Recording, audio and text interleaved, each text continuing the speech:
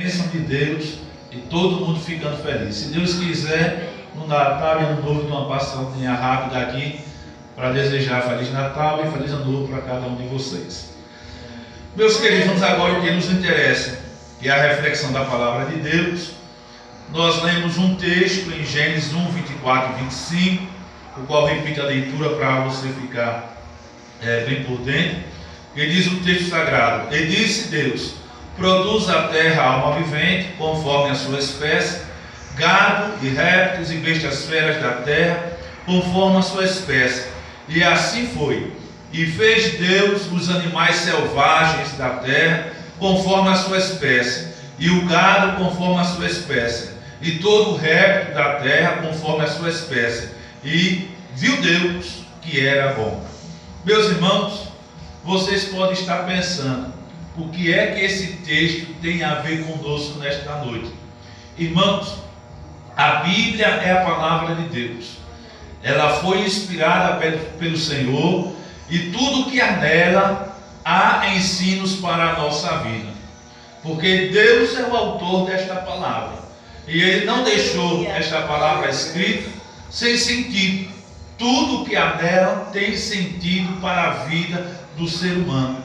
Basta a gente abrir o nosso entendimento, pedir a Deus graça para compreender e fazer a oração que o salmista fez: desvenda os meus olhos para que contemple as maravilhas da tua lei. E aí, quando Deus fizer isto, a gente vai compreender aquilo que há na palavra de Deus. E dentro desse texto sagrado, eu quero extrair um ensino para a nossa vida com o seguinte tema: lições extraídas dos animais. Vocês observaram aqui no versículo 25, quando diz: e fez Deus os animais selvagens da terra, ou noutra tradução, as bestas feras da terra. Então, dentro dessa expressão, Deus fez os animais selvagens da terra, é que eu quero refletir com vocês, irmãos, algumas lições de alguns animais. A gente não vai estudar todas as lições dos animais, porque não vai dar de jeito nenhum. Isso seria mais de um ano se Deus desse condições para a gente sair extraindo as lições que os animais podem nos ofertar. Mas eu quero rapidamente analisar com vocês o primeiro animal. Animal este que nos oferta lições maravilhosas da parte do Senhor, mas que nesta noite nós vamos somente refletir em duas lições que este animal nos oferta, para assim sendo prosseguirmos em outros ou com outros animais. Salmo 42, abra sua Bíblia por favor, um estudo de ensino. Então, quem tem Bíblia, abra a Bíblia aí no Salmo 42 e verso 1. Verso 1. Salmo 42 e verso 1. Diz a palavra do Senhor: como o cervo brama pelas correntes das águas, assim suspira a minha alma por ti, ó Deus. Então, o primeiro animal, irmãos, é o cervo. Este é o primeiro animal que a gente vai rapidamente refletir nesta noite aqui. A gente não vai ver as qualidades na totalidade deste animal, mas repito, pelo menos duas.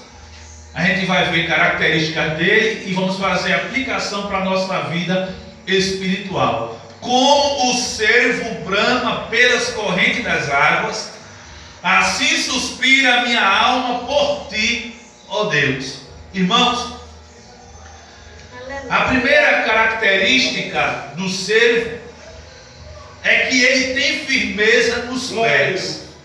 O cervo é um animal de porte médio, mas quem assiste reportagens ou pesquisas baseadas neste animal, sabe que ele tem os seus pés firmes, tanto no andar quando ele sai correndo. Ele tem uma firmeza nos seus pés maravilhosa. E você pode perguntar: pastor, e o que é que isso aí tem a ver no sentido espiritual na nossa vida. Isso fala, irmãos, da firmeza que cada cristão deve ter no Evangelho. Cada cristão, irmão, deve ter a sua firmeza no Evangelho. Deve ter um andar firme. Deve ter um andar que não se abala por qualquer coisa. As coisas sobrevêm na nossa vida, irmão. Por exemplo, o cervo, ele é perseguido por um animal, por uma onça, por um leão, por um guepardo, e ele sai correndo ali diante do seu inimigo, e os seus passos são firmes. Ele corre com muita firmeza, com os seus passos no chão. Quando os inimigos da vida sobrevierem diante de nós, nós temos que ter uma firmeza no Evangelho de não se abalarmos. E os inimigos que eu falo aqui são variados. Os inimigos podem ser as circunstâncias da vida. Um inimigo pode ser a tristeza. A tristeza pode vir rodear a nossa vida, nos perseguir. E a gente tem que ter firmeza no Evangelho, de não querer, eu vou sair do Evangelho, eu vou cair fora do Evangelho, porque alguém provocou tristeza no seu coração. Não, de jeito nenhum. Se alguém, meu irmão, se alguém, minha irmã, provocou tristeza no seu coração, você tem que ser como um servo, tem que ter firmeza no Evangelho. Não é porque alguém entristeceu que você agora, pronto, eu não vou mais para a igreja não.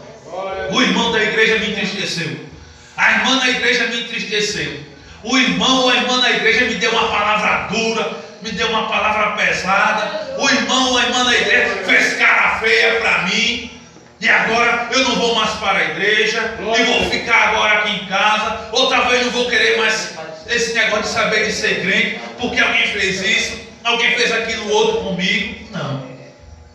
Se você se comporta assim, você está mostrando que não tem esta característica do servo, de ter firmeza nos pés. Ou seja, no sentido aplicativo, você não tem firmeza no Evangelho de jeito nenhum. E agora, por qualquer coisa, me permita assim usar essa expressão, você agora vai querer cair fora. Você vai agora querer sair do Evangelho por causa disso ou daquilo outro. Está faltando firmeza nos pés. Você ainda não está com firmeza nos seus pés, irmãos, no Evangelho de Cristo Jesus.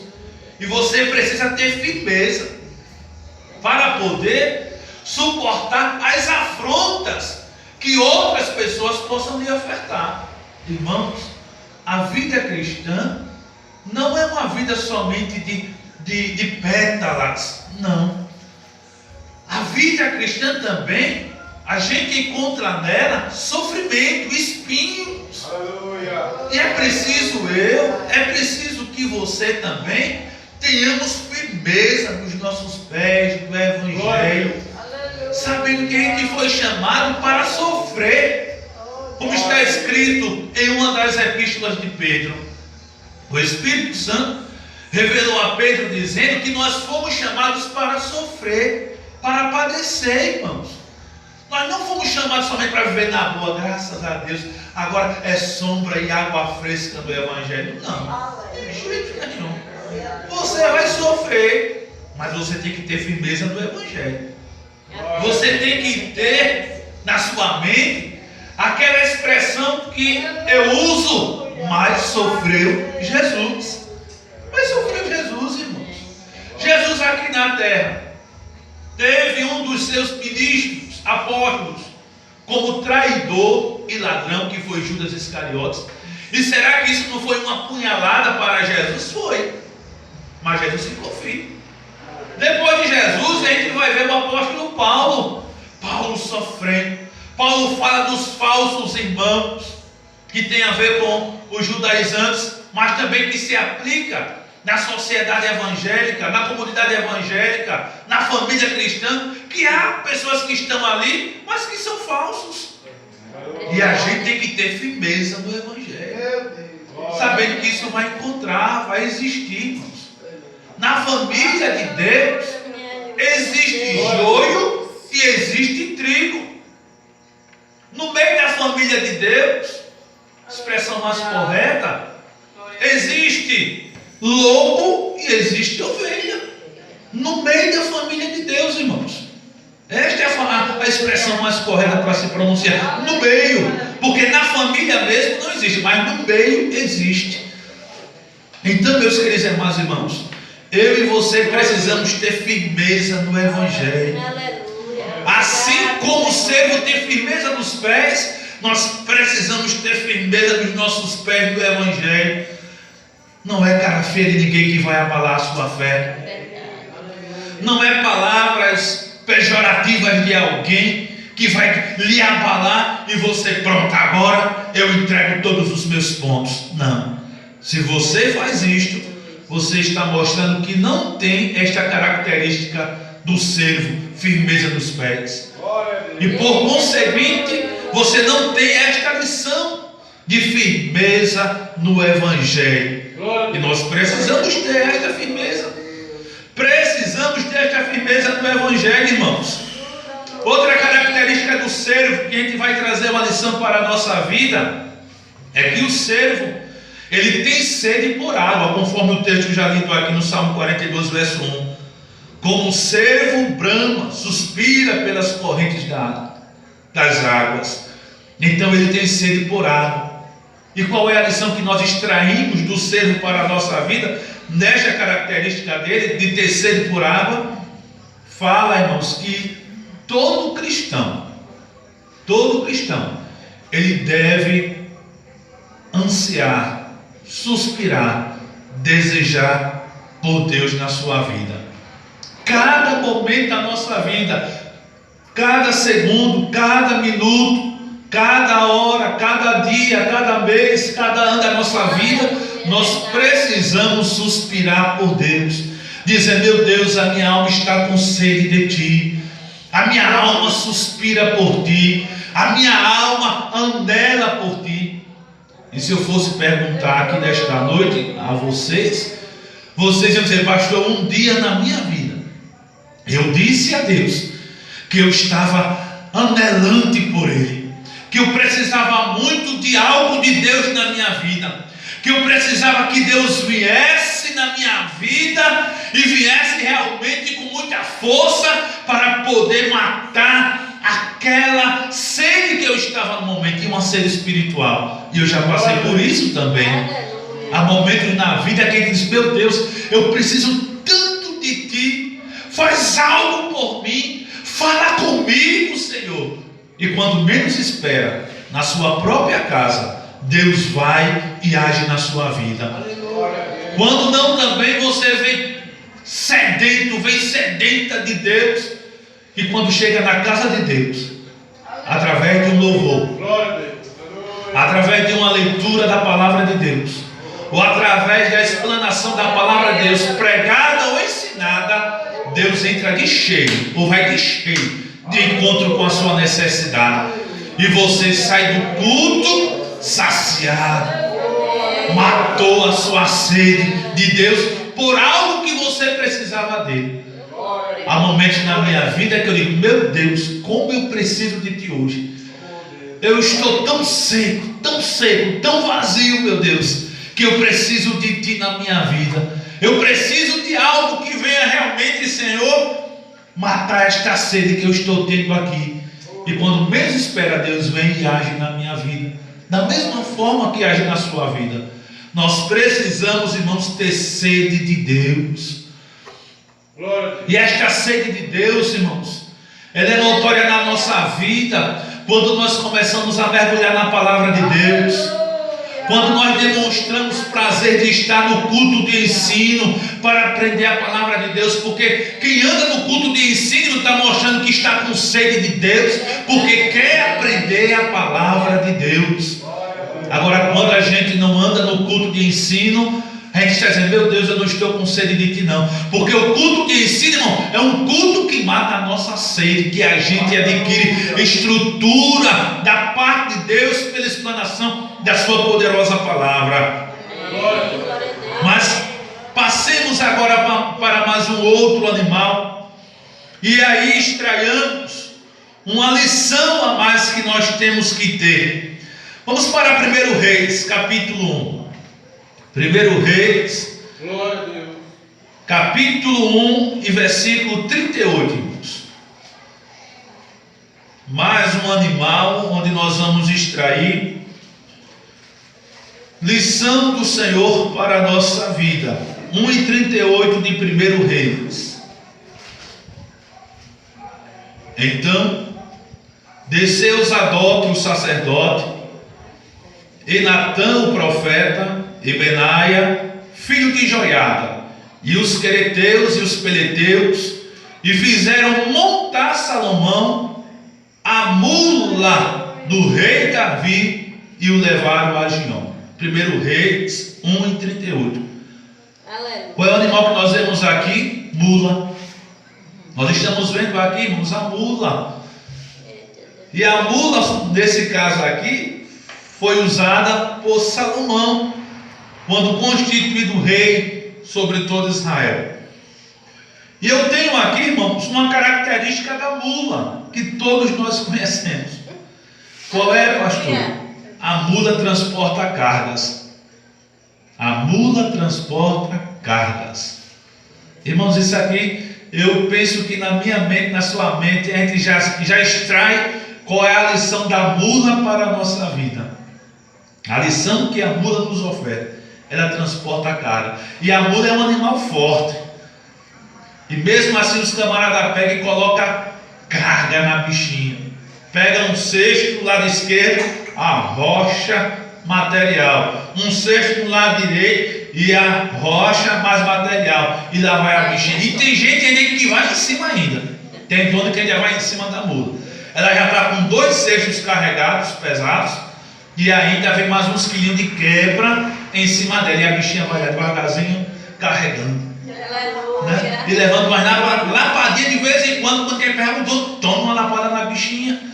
Né? Lá já com 3 pesos, irmão, carregando. 3 pesos o dono e 2 cestos cheios. E ainda apanha a bichinha. Ainda apanha. Ela transporta cargas, irmãos. A lição que nós temos da mula para nós nessa questão de transportar cargas, irmãos, fala que o cristão deve carregar as cargas do seu irmão e as suas cargas também. Veja que é uma lição dupla que a mula nos oferta. Nós temos que carregar as cargas do nosso irmão e temos que carregar as nossas também. Vamos ver isso aí na Bíblia. Vamos para Gálatas capítulo 6. E você pode perguntar, é fácil isso, pastor? Você sabe que não é fácil. Agora que Deus dá graça, dá. Deus ajuda sim. Com certeza, Deus ajuda a mim e ajuda a você a carregarmos as cargas. Tanto do nosso irmão, como também as nossas próprias cargas. Vamos lá, Gálatas. Gálatas capítulo 6 e versículo 2. Gálatas 6 e 2 diz: levai as cargas uns dos outros, e assim cumprireis a lei de Cristo. Amém. Então veja que aqui está o primeiro cesto, irmão, que temos que carregar. É o cesto do nosso irmão com as suas cargas. Levai as cargas uns dos outros.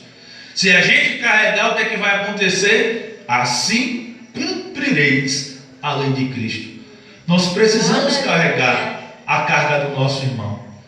Às vezes o nosso irmão está fraco e a gente vai carregar como? Orando, intercedendo a Deus em favor do nosso irmão, da nossa irmã.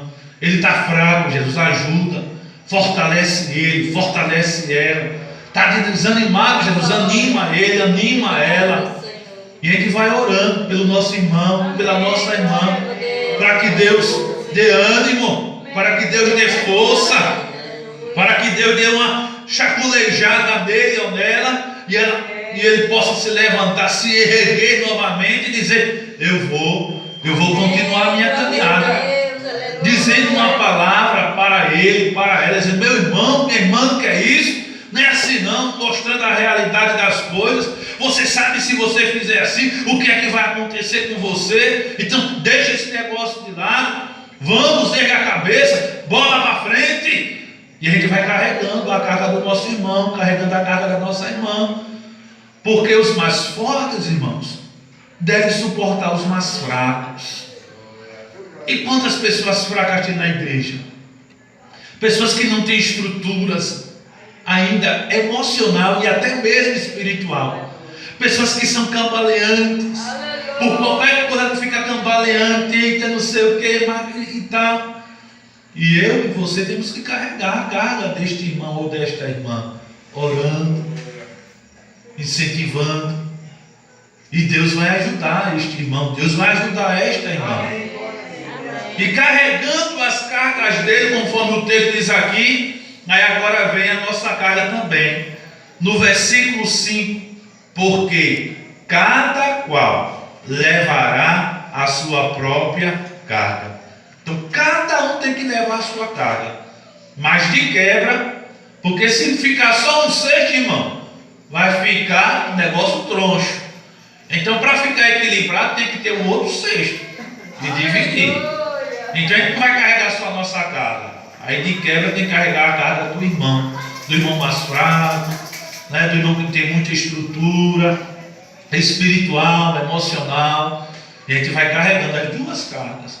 A gente apresenta o irmão a Deus em oração e apresenta a gente também. Meu Deus, olha para mim, eu também estou quebrado, meu Deus.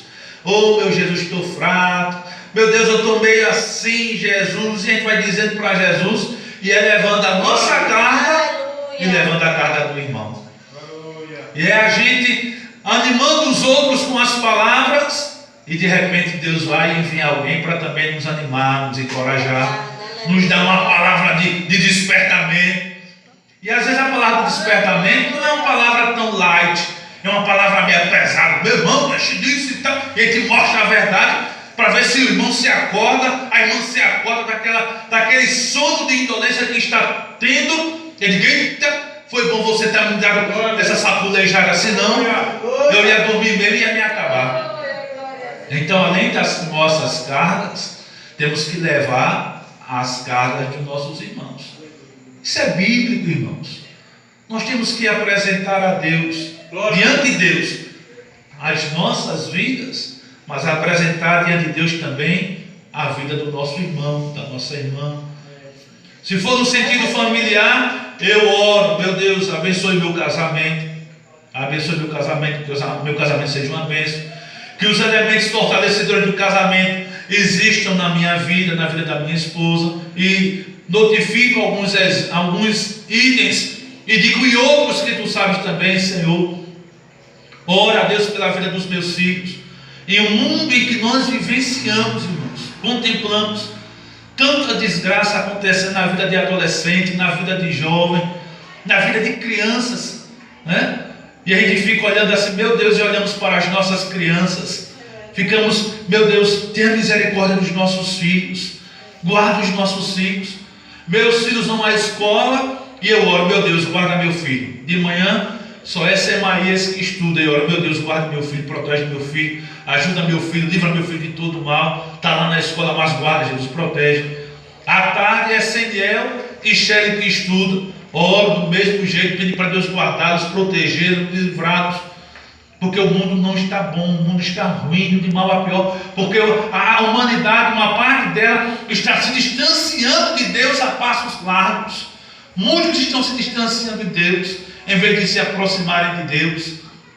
E cabe a mim orar pelos meus filhos, interceder pelos meus filhos, para Deus guardar os meus filhos, para Deus proteger os meus filhos, para Deus conservar os meus filhos nos caminhos dele. É o que eu peço: conserva meus filhos nos teus caminhos. Não deixa meus filhos escorregarem, caírem, saírem da tua presença. E nós temos que orar, irmãos, pelos nossos filhos, pela nossa família. Se for mais adiante, a gente vai olhar e orar pelos nossos familiares que ainda não são crentes. Salva, Jesus, meus irmãos, salva minhas irmãs, salva meus tios, minhas primas e primos, salva meu pai, salva minha mãe. E a gente vai olhar para os nossos familiares e apresentamos a eles para Jesus salvar. Isso é carregar as cargas, irmãos. Isso é carregar as cargas. No nosso caso aqui, dos irmãos que moram neste povoado sudene, é orar: meu Deus, salva o povo deste povoado. Que o teu Espírito Santo convença esse povo do pecado, da justiça e do juízo. Que o teu Espírito Santo se utilize da igreja que está aqui na Sudene, Jesus, para ganhar vidas e a tua casa se encher. E aí, isso é carregar as cargas. É compreendermos que quem está lá fora não tem um conhecimento pleno do Evangelho ainda, está aprisionado, assim como um dia eu e você estávamos e fazíamos coisas que desagradavam a Deus, mas que agora nós estamos caminhando de conformidade com a palavra de Deus. A gente sai compreendendo a situação do povo e a gente vai carregando a carga. Salva, Jesus, liberta, Jesus, enche a tua casa com pessoas salvas por ti. Isso é carregar as cargas, tanto a nossa como também carregar a carga ou as cargas do nosso próximo. Vamos lá adiante, irmãos, que as horas não esperam de forma alguma. Vamos lá adiante. Vamos para outro texto sagrado. Vamos para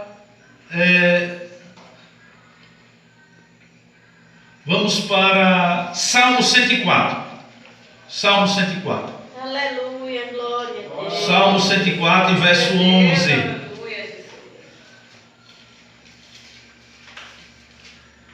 Salmo 104 e verso 11.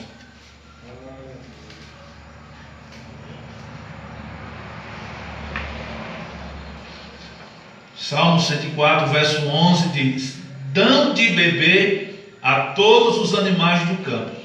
Os jumentos monteses matam com elas a sua sede. Agora vem o jumento, irmão. Mula é mula, jumento, jumento, cavalo é cavalo. Mas agora chega o jumento. O jumento aqui, irmãos, é aquele animal também que presta serviços. O jumento é aquele animal que presta serviços. E eu e você, irmãos, também prestamos serviços. Esta é a lição. A característica do jumento é que ele presta serviço. A lição para a nossa vida é que eu e você também prestamos serviços. Prestamos serviços a Deus, prestamos serviços aos nossos irmãos em Cristo e prestamos serviços à comunidade não evangélica. Então, nós temos que ser como jumentos, que fala de prestar serviços. Eu tenho notificado aqui, irmãos, alguma coisa sobre a minha pessoa e a sua pessoa, no que diz respeito a prestarmos serviços a Deus. E a gente presta serviços a Deus voluntariamente. Voluntariamente. Deus não nos paga para servir. A gente serve a Deus voluntariamente, irmãos. Ninguém aqui é obrigado a servir a Deus, mas nós servimos a Ele voluntariamente. Somos voluntários para servir a Deus. Agora, diante de tanta coisa que Deus tem feito na nossa vida, irmãos, diante de tantos livramentos que Deus tem nos dado, Deus tem nos dado tantos livramentos, livramentos até que os nossos olhos físicos não contemplam, mas o Senhor tem nos dado um livramento. Por que não ser voluntário para servir a este Deus? Por que não ser no sentido espiritual, irmão, como um jumento, né? Que presta serviços voluntariamente a Deus, diante das bênçãos que Deus tem nos dado. A bênção da salvação, a bênção da vida, a bênção, irmão, de você ter condições de trabalhar e você angariar o seu pão de cada dia, ser voluntário a Deus pela bênção que Ele deu a vocês aqui no povo que mora aqui, ó. Bem aqui por trás está o Rio São Francisco passando. E vocês, se quiserem, vão aqui atrás com uma varinha de pesca, ou alguns têm os seus barquinhos. Vou dar uma pescada aqui, né? Dar uma voltinha. A gente sabe que o negócio não está muito bom, porque o mar está dentro do rio, está salgando a água, né? Mas como eu disse ontem na sede, o nosso Deus, ele muda situações. Amém. Ele pode fazer o mar recuar e a água voltar a ser saudável novamente. Se a igreja orar, irmão, ficar pedindo a Deus, Deus vai fazer a água do mar voltar, vai dar força ao rio, porque Deus é o criador de tudo, irmãos. Foi Deus que criou a nascente do São Francisco. É verdade. Então ele pode dar força ao rio novamente e o rio empurrar a água do mar para fora e aparecer os peixes novamente, que os irmãos conhecem que está aqui na região. Mas temos que servir a Deus voluntariamente, agradecer a Ele por tudo aquilo que Ele tem nos dado, por tudo aquilo que Ele tem feito na nossa vida, por tudo aquilo que ainda Ele vai fazer na nossa vida. Irmãos, se você olhar para você, você vai pensar: meu Deus, eu não tinha isso, eu não tinha aquilo outro, a minha vida era assim, mas olha o que Deus está me coroando de bênçãos. Eu vou servir a Ele voluntariamente. Eu vou servir a Ele voluntariamente. É como se você dissesse assim: Jesus, ó, eu quero sempre ter um jumentinho. Eu me lembro de Jesus na entrada triunfal. Jogaram folha de palmeira e ele subiu no jumentinho, no filhote, o qual ninguém tinha subido, e ele foi lá, entrou em Jerusalém no dorso de um jumentinho. Aquele jumentinho serviu a Jesus. Aquele jumentinho só teve valor no momento porque o dono da vida e o Criador estava sobre ele. Depois o valor dele foi para o beleléu. Só teremos valor, irmãos, enquanto formos no sentido espiritual. Permita-me falar assim e compreendam pelo amor de Deus. Enquanto formos um jumentinho em que Jesus esteja sobre nós e a gente sirva a Ele voluntariamente. Aleluia, aleluia, aleluia. Diante de tantos benefícios que Ele tem feito para com a nossa vida, para com a nossa família, a gente tem que servir Ele voluntariamente. Pode subir, Jesus, e eu vou te servir voluntariamente. Não importa o que venha, vento qualquer que sobrevier na minha vida, mas eu quero te servir voluntariamente. Mesmo que alguém diga: ele só quer ser, ela só quer ser, só quer estar na frente, mas eu quero te servir voluntariamente. Eu quero te servir voluntariamente. O negócio é servir a Ele voluntariamente. Não importa se alguém está apontando o dedo em riste no seu rosto e dizendo: você só está querendo se amostrar, né? Mas que o seu coração seja um coração voluntário diante de Deus. Um dia na minha terra natal em Viçosa, eu novo ainda, jovem, ainda sou um jovem maduro, mas era mais novinho. E eu varri a igreja, irmãos. Eu varri a igreja de Viçosa com bancos pesados.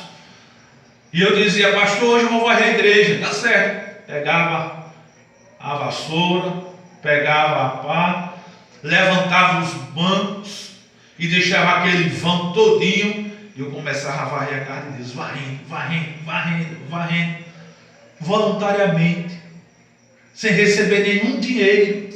E eu fazia aquilo voluntariamente, porque o meu foco estava em Deus. O meu foco estava em Deus. Glória a Deus. E se você perguntar: pastor, isso eu não precisava de dinheiro, não? Eu lhe digo que precisava de dinheiro, precisava de roupa, mas eu estava varrendo a casa de Deus voluntariamente, irmãos. Como que agradecendo a Deus pelo que Deus tinha feito e estava fazendo na minha vida. Com lutas, mas aqui varrendo. E um dia varrendo, o diabo lançou uma seta na minha mente: você está varrendo para ser diácono, né? Na hora eu repreendi: está repreendido em nome de Jesus Cristo. Jesus, eu estou fazendo aqui porque é para ti, tu sabe disso. E eu não aceitei a seta do diabo na minha mente, porque eu estava fazendo aquilo voluntariamente. E eu nunca recebi um centavo, irmãos. E repito, eu precisava de dinheiro, mas nunca recebi nada, porque eu estava trabalhando voluntariamente, sabendo que estava servindo a Ele. E não me foge na minha mente, irmãos. Não me foge na minha mente. Às vezes eu nem digo a Deus, e às vezes eu me lembro, mas Deus sabe disso, que eu fico dentro daquilo que está em Hebreus 6:10. Deus não é injusto para se esquecer das obras das vossas mãos. Ele não é injusto. O que eu fiz quando solteiro, sem receber nenhum benefício, eu sei que está anotado no livro de Deus e está na memória dele. Eu sei que ele vai me recompensar. Eu sei que aquilo que eu conquisto para o reino de Deus, eu sei que está no livro dele. Está no livro dele. Está na memória dele. E eu sei que ele vai me abençoar mais ainda. Por que eu faço isso? Eu faço voluntariamente. Porque eu tenho que ser como que um jumentinho, onde Jesus suba sobre mim e eu sirva voluntariamente. Ele me guie por onde ele quer me guiar. Então, irmãos, tudo que a gente fizer aqui dentro, na casa de Deus, a gente tem que fazer como espírito voluntário. Amém. Não por força, não por violência, mas como está escrito, mas pelo meu espírito, diz o Senhor dos Exércitos. Amém. Tudo que a gente fizer aqui. O que os irmãos estão fazendo aqui na congregação? Reformando essa congregação, né? Vindo, preparando comida para os irmãos que vêm voluntariamente trabalhar aqui dentro. Coloque na sua cabecinha: está sendo anotado no livro de Deus, está na memória de Deus, e ele não é injusto para se esquecer da obra da vossa mão. O que você fizer em prol do reino de Deus voluntariamente, nunca espere recompensa por parte de pastor, porque você vai quebrar a cara. Nunca espere recompensa por parte de dirigente, porque você vai quebrar a cara. Nunca espere recompensa por parte de nenhum homem, que você vai quebrar a cara. O muito que você vai receber, Deus lhe abençoe, muito obrigado, oração. Agora a recompensa maior virá do dono da obra, que está lhe acompanhando, vendo o seu coração voluntário e aberto para trabalhar na obra de Deus. Você possa pensar: mas pastor, isso aqui é um trabalho insignificante. Isso aqui é um trabalho insignificante, pastor. Olha, irmãos, é insignificante para mim, é insignificante para você, mas para Deus não é insignificante. Aquilo que você acha que é insignificante, que você voluntariamente está fazendo para o Senhor, para Deus tem muito valor. Deus não menospreza o trabalho que você faz aqui voluntariamente para Ele. Não, de jeito nenhum. Ele valoriza. Todo o trabalho que você fizer aqui, Deus valoriza. Não tem um trabalho sequer que Deus venha menosprezar. Todos eles são valorizados pelo Senhor. Nós prestamos serviço a Deus, irmãos, voluntariamente. Nós servimos a Deus com alegria. Servir ao Senhor com alegria, como está lá no Salmo 100. E nós servimos com alegria a Deus. Nós somos uns jumentinhos no qual Jesus está montado, e a gente serve a Ele com alegria, porque Ele nos dá água, Ele nos dá pasto, Ele nos dá abrigo. Jesus faz isso comigo e com você, sendo como jumentinhos, prestando serviço a Ele com alegria. E Ele: tome aqui água, tome aqui um pastozinho para você, tome aqui uma sombra, para você ficar abrigado, livre das tempestades. Jesus, isso fala de quê? Do cuidado de Jesus na minha vida e na sua vida. Diz a Bíblia, a palavra de Deus lá em Pedro: Ele tem cuidado de vós. O Senhor tem cuidado de mim, o Senhor está cuidando de você, e a gente, como jumentinho, servindo a Ele com alegria, e Ele cuidando de mim, e Ele cuidando de você, irmãos. Este é o Deus poderoso, este é o Deus bom, é o Deus único, o Deus verdadeiro, o Deus que cura, o Deus que batiza no Espírito Santo, o Deus que liberta, o Deus que salva, o Deus que restaura, o Deus que reconcilia, o Deus que cuida. Este Deus que você serve, porque se você serve a Ele, você presta serviço a Ele com alegria.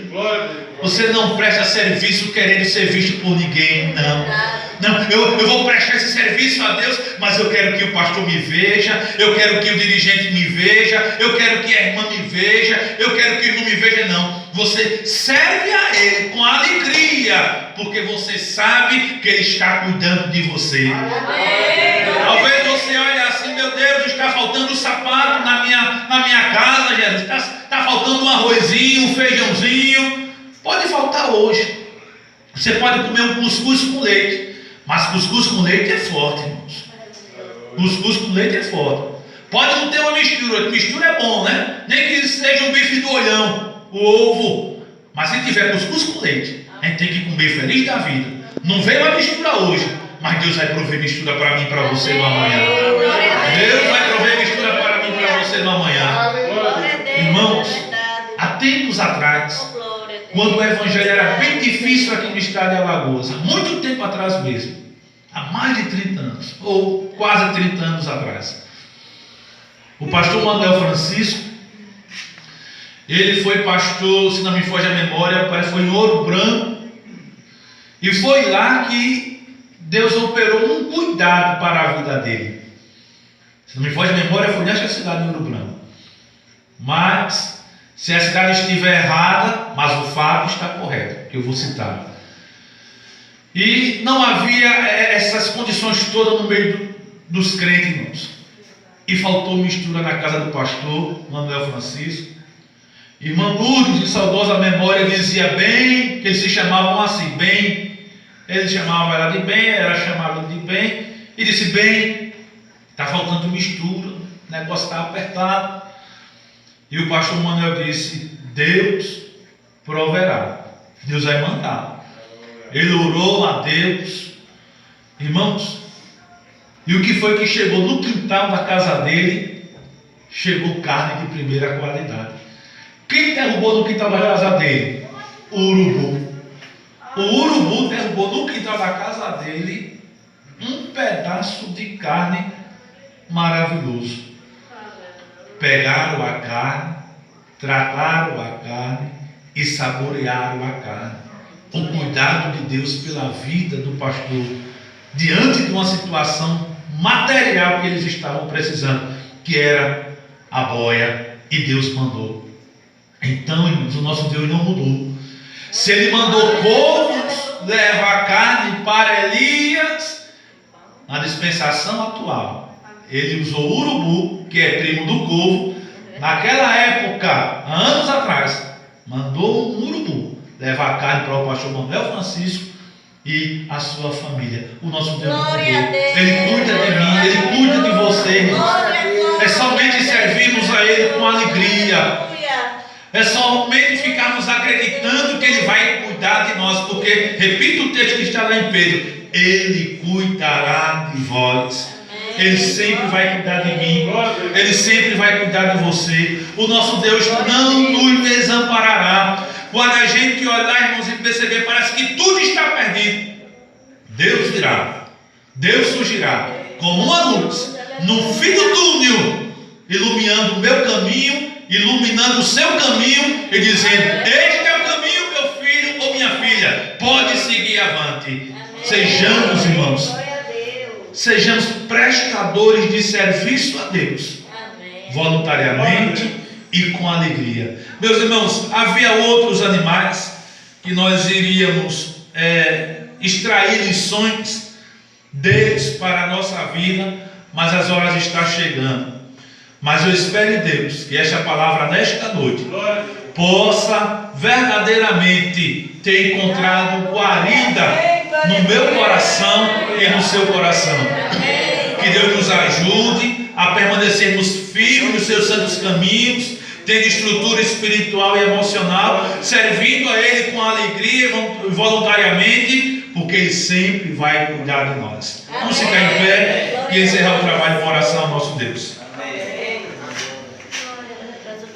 Pai querido e amado Deus, neste momento nós te agradecemos, Senhor, por este trabalho realizado, pela Tua palavra que foi explanada para nós nesta noite. Que a Tua palavra trabalhe poderosamente dentro do nosso ser. Ajude-nos a viver Tua palavra. Ajuda-nos, Senhor, a estar na Tua presença, a viver na Tua presença. Ajuda-nos a ter firmeza no Evangelho. Ajuda-nos a prestar serviços a Ti, Senhor, voluntariamente e também com alegria. Ajuda-nos, precisamos de Ti, e que o Teu cuidado esteja constantemente na nossa vida e na vida da nossa família. Salve o povo deste lugar, Jesus. Que o Teu Espírito Santo se utilize de cada crente que aqui congrega, Senhor, e que eles possam ganhar vidas para Ti nesta noite, neste lugar. Senhor, que Tu possas falar com as vidas neste lugar. através do equipamento de som, quando se ouve hinos na casa dos irmãos, e o teu Espírito Santo possa dar sonhos a essas pessoas, falando com elas que venham se abrigar em ti. Senhor, há muita gente neste lugar que precisa te servir, que precisa te seguir, que precisa ser salva por Cristo Jesus. Alcance essas vidas pelo teu imensurável amor e poder. Quebre as correntes do pecado que os aprisiona e traze-os para a luz, Senhor. É o que nós te pedimos, meu Pai, e te agradecemos em Cristo Jesus, hoje e sempre. Amém e amém. Meus irmãos, antes da bênção, não sei se tem alguém que não é evangélico aqui. Tem alguém que não é evangélico, todos já são crentes aqui em Jesus? Por que não aceitar Jesus hoje como Salvador? É tão bom ser crente em Jesus. Quando eu aceitei Jesus com 14 anos, papai disse: meu filho, meu neto, que já era crente há um ano, estão resguardados, estão na lei dos crentes, não vão trilhar por caminhos errados. Graças a Deus, ele era um católico praticante, mas ele agradeceu a Deus, porque meu sobrinho, que já era crente há um ano, e eu que aceitei Jesus recentemente, nós estamos agora resguardados, porque estávamos na lei dos crentes, e ele sabia que a lei dos crentes é uma lei, né, segura, porque vive de acordo com a palavra, e não ia ver o seu filho e o seu neto trilhando por caminhos errados. Então, eu sou crente há 30 anos, minha filha, e é bom demais ser crente. Vem luta, vem prova, vem tribulação, vem as situações adversas da vida, mas Jesus está no barco da minha vida. Jesus me salvou e Ele também quer salvar a sua vida. Ele disse: eu vim para que tenham vida e a tenham com abundância. Então Jesus quer te salvar nesta noite. Você ouviu esta palavra aqui. Esta palavra é a palavra de Deus. Ela tem poder de lhe salvar, de transformar a sua vida, de